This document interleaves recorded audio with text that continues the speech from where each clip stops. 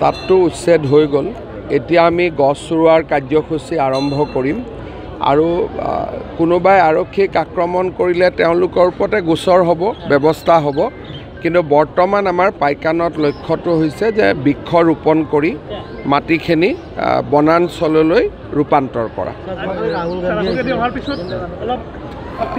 তেনেকুৱা একো হ'ব নোৱাৰে আৰু কোনোবাই যদি ভাবেও তেতিয়াহ'লে আজিকালিৰ ভিতৰত ঠিক হৈ যাব।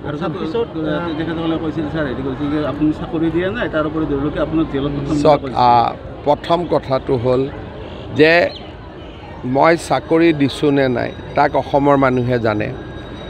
জেলত মোক পঠোৱাৰ আগতে যে ৰাহুল গান্ধী নিজে জেলত নাযাব তাৰ কি গেৰেণ্টি আছে?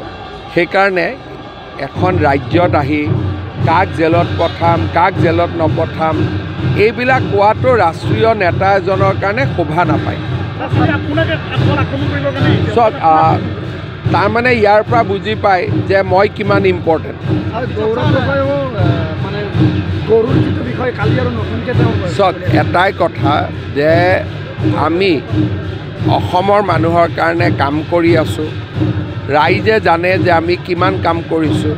গতিকে কোনোবাই কিবা ভাষণ এটা দিলেই সমস্যাবিলাকতো ৰাইজৰ মৰমবিলাকতো চেজ হৈ নাযায়। গতিকে এইবিলাক কথা চিন্তা কৰি কোনো লাভ নাই। ভাল কথা আকৌ ফুৰি চাকি আহক।